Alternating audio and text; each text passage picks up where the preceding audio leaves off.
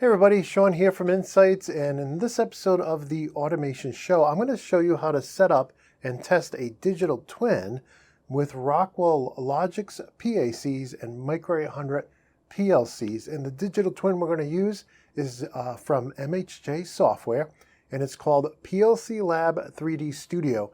And it's a software package that allows you to, take your mechatronic assets and assets they provide as well, and build it into a fully functional digital twin that you can connect and test to your PLC. And I just think it's so cool, not only for if you're going to create a digital twin of your machine, but also for me to be able to give my students a digital twin of the trainers we use here at the automation school. So if they can't afford to buy all the equipment I have, they can just go ahead and use the digital twin I provide them.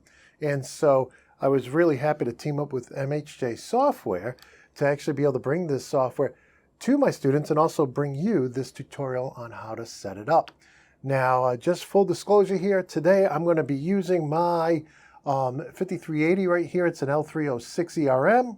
I have tested my L7, I have tested my L30 ER, and I'm also going to be using my Micro850, but I also have tested my Micro820. And in the training room, I also have more PLCs. I have an L310, actually a CompactLogix, and then I get an L16. And in the home office, I also have an L23 I tested along with the Micro820. And I even have here over on the PC, I have Factory Talk Logix Echo running. We've had Rockwell on the show to talk about that product, and you can get a 30-day trial of that right from their website like we've talked previously. And so along with all those PLCs you see right there, the ones I've tested. But in this episode, I figured we would focus on my 5380, L306, and the Micro850. So with that, let me get over to the PC here, and I'll put my glasses on. And we're going to start by minimizing my VMware image, and I'm going to go ahead and launch PLC Lab 3D Studio. Now, I will include all the links to the wiki, to where you get the software, to the sales page, to the how-tos. All of that will be in the description. And what you can see here is what the software looks like when it first pops up. And you can see a new version just came out. I have tested a new version, but I have not installed it on this particular PC. Now, the first thing you're going to want to do when you load PLC Lab 3D Studio is you're going to want to choose your language. I've already chose English, because of course I've tested all these different PLCs at home and in the training room and whatnot. So I've been using it quite a bit. And after you choose your language, you want to go ahead and choose this folder up here on the top that is to open up a new project. And the project I'm going to open is in Documents, PLC Lab 3D Studio, PLC Test, and we want to open the PLC Test project. And this is probably the simplest project you could get with the software. We're just going to test this. One button drops a new box. The next button pushes it off the conveyor, and that's it. We also have a slider here that will go up and down that will allow us to change a value in the PLC or PAC and then have it come back out. In any case, the first thing we need to do here is go over to our PLC selection. You can see all the different types of PLCs they communicate to, and I'm going to choose Allen Bradley PLC. And for those of you who are using Logix, that's included in that bucket. I know it's a PAC, but same bucket. Okay, and so now I'm going to choose the wrench icon, and this wrench icon opens up the settings. Now, I'm not going to choose Micro800 Simulator or Micro800 to get started. I'm going to choose Control or CompactLogix to get started. And I just happen to know the IP address of my CompactLogix is 192.168.1.174. And then the path here, this is the correct path for CompactLogix and for ControlLogix, where the controller is in the first slot, okay? Slot 0. If you have your controller in a different slot, like 1, 2, or 3, etc., you'd have to change that from 1, 0 to 1, whatever slot your controller's in. And we've talked about paths and all that before, so I'm not going to go into that in great detail. So now I'm ready inside of PLC Lab 3D Studio, and the next step is to export the tags I'm going to use inside of both Studio 5000 and Connected Components Workbench. And the reason I want to export these tags and not bang them in manually is to avoid any typos, okay? And I'll admit, I make typos too. So we're going to click here to export. Before I do that, you can see here's a link to the wiki. Again, that'll also be in the description of this video. But in any case, let's go ahead and export the symbols and tags, and here they are exported. So I'm going to go ahead and copy those over to my virtual machine. Okay, we'll paste them right there. And let's go ahead and start with Studio. So I got a CSV for Studio and I got an XML for CCW. So let's go to Studio 5000. I've already created a base program so we don't have to step through all of that. And now let's go ahead and do a Tools, and we'll do Import, and we'll do Tags and Logix Comments. Okay, so we'll choose that. We're on our desktop, and there it is. So let me go ahead and import those, and here they come in. So these are all the tags that particular digital twin, that PLC test application in PLC Lab 3D Studio uses. So we have those in there. Now I want to show you something. Let's go back to my desktop, and I want to show you the default program that MHJ would have you put in your PLC. And here you can see it is structured text. Now, that's great. I mean, almost every PLC out there supports structured text, and the syntax is almost the same. I mean, some require you to put the tag names in quotes, some do not.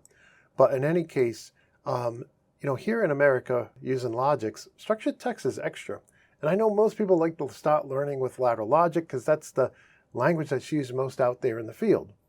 So what I did is I converted that very simple structured text here. Let's go back to my virtual machine, and I've converted that to a very simple program. So you can see it here, okay? And then, just very simple, but it's lateral logic now. So if you don't own a copy of structured text, you don't have that license, no worries. You can just use lateral logic, same thing, right? And here, I actually added my own counter in because I wanted to know how many times I pressed that main button, just to get that sense that it was really seeing every button press. So, having done that, I think we're ready. We got all our controller tags in there, and we get the routine here. I can verify project. Everything looks good. So let me go ahead and download. Of course, I've already downloaded to this PLC before. I wanted to test everything out before we downloaded. So you can see it there, my L306 ERM. Let's go ahead and download this. And this is, if you remember, this is the one I got with the experience kit I bought many years ago. That was a great deal. I wish they would bring that back. But in any case, I covered in a previous video, if you missed it, or if you just check out lesson 102, which is a free lesson over at the Automation School, I covered all the pricing of the software. I myself just updated my Tech Connect so I get the latest versions because I'm updating my courses. But in any case, it's like $420, I think, somewhere around there for a 1-year license. So if you pick up or have a small CompactLogix, you can get a legit copy of the software for 1 year for definitely under $450. I think it's around $420 last time I checked. Okay, we're done downloading. Let's go ahead and go back online. And here we are. Everything's looking good. So let's go ahead and minimize this. And we will minimize this. And we will go back to PLC Lab 3D Studio. All right, I did set up the right IP address and the right path. It is set for ControlLogix or CompactLogix. I'm ready to play here now. Let's test it out, see if everything works. So we'll give it a second. Okay, it's running. And I know you probably can't see it down here because my screen is cropped a little bit. I don't know why. But let me see if I do this. Yeah, you might be able to see it better here. It actually tells you what the I/O update is. I'm running about 20 milliseconds, which is really fast, which I like. And watch this. If I move the slider here, you can see how fast it's reading back in what I'm writing out. Now, if I were to Alt-Tab back over to my VMware, you can see that's the value right there, coming right into my CompactLogix, right? So let me Alt-Tab back over to PLC Lab. Now, I did try PLC Lab 3D Studio in a VMware image, but I just thought it would be best to show you, and it ran great, by the way, but I just thought it would be best to show you it running on your main operating system, on your host, because if you get something really complicated, you're going to want to use all of that graphics memory of your graphics card, and VMware has limitations as far as that goes, and also VMware doesn't have access to all of your CPU's cores and all that. So I figured this would probably be more typical, is using it just installed right on your host. In any case, I'm going to press S2, and oops, I pressed it twice, so it dropped a couple boxes there. And now I'm going to press S1. Okay, think switch 1, switch 2, and pilot light 1. So let me press and hold it down this time, and you can see the light coming back. Okay, and so that's not 2 presses I've done so far. Let's go back to Studio 5000, and here you can see my counter. So I have 2 counts. Let's go back to PLC Lab, 3D Studio, and I'm going to press it some more times, 3 more times, and now we'll toggle back. Yep, we have a total of 5. So we definitely have success communicating to our CompactLogix. Again, I went through the list at the beginning of all the different models I tested, including Factory Talk Echo. It just looks like a 5380 or whatever you put at Echo. It just looks like a PLC on the Ethernet network. Even though I think it's odd, and don't be confused about it, even though Factory Talk Echo looks like Emulate, it's not, right? So Emulate doesn't sit on the Ethernet, so it doesn't typically work with packages like this. In any case, okay, so let's go to try this in CCW now with the Micro850. So before I do that, I'm going to go back here. I'm going to stop. Excellent.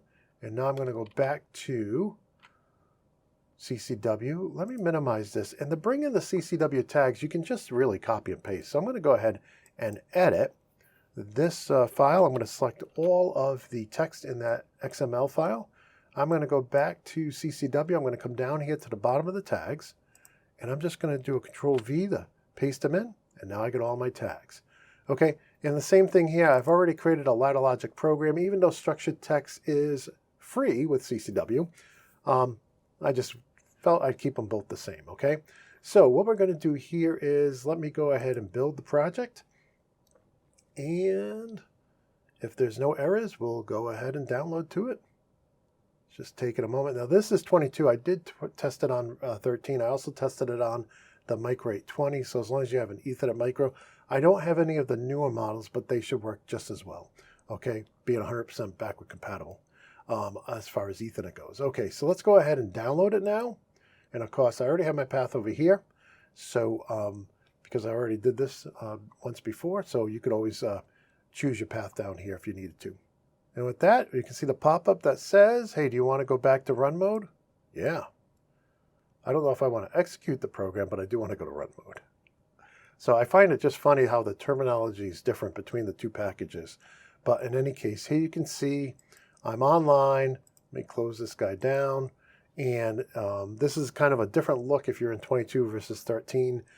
They changed some of the color schemes. I think it looks great, but in any case, let's go back now to PLC Lab 3D Studio and see if we can get that to work with the Micro850. So if you didn't catch it in RS Links Classic, my Micro850 is .185, okay? So let's go ahead and switch over to PLC Lab 3D Studio, and we got Allen Bradley selected. We'll go to configuration here, and that's already open. Now this time, I'm not going to choose a simulator. You can play with that if you want. I'm going to choose the Micro800 itself. And then we know it's 185. Excellent. And then here, it doesn't use a path, right? Because it's a Micro800. So we're just not going to change that. Again, I've already done the export here and copied this over. So that's already done. So at this point, with those new settings in there, I should be able to test the application here. And let's try the slider first. That's working good. Very fast, right? Put it up here a little bit more, and then let's press S2. Okay, and now we'll press S1. Let's press it 3 times. Okay, and now what we'll do is go back to my VMware, and we can see, hey, we got 3 for the counter, and you can see the value coming in and going out. And this is the code that actually makes the pusher comes out. So when you press S1, it enables both the pusher to the max and the pilot light. So if we go back to PLC Lab 3D Studio, we can see here S1 P1, so P1 is the pilot light, and then the push over here, you can see it in this list here. Okay, that's to max, so the push it to max. So in any case, that is how you test. And I gotta say, I can't wait to put my widget machine in here for all my students to be able to use this along with the course, so they don't have to buy all kinds of buttons and lights. And if you're an OEM and you want to make a digital twin of your machine, whether it's material handling or something else, I mean, you can bring in all your mechatronic objects and files into this. And actually in the description, I'll have links to a great tutorial they did on how they actually created a system, which is actually more complicated than the one I just showed you. And I just think it's a really cool package. I like the previous package to this, the PLC Lab 3D player, which I thought was very cool. And now they're adding the studio, so we can actually create our own systems. And that's just great for me because, and I've actually teamed up with MHJ so that my students will get access to the software as well. And so with that, that's the end of this episode of the Automation Show. I hope you guys enjoyed that. If you have any questions for MHJ, please post them on their website. Again, links in the description, or questions for me, let me know. I have not built anything inside of the software yet, so I can't give you advice on how to use Blender and their library of objects and all that. But in any case, I am looking forward to integrating it with my courses here at the Automation School. And with that, I'm just going to wish you all good health and happiness. And until next time, my friends, peace.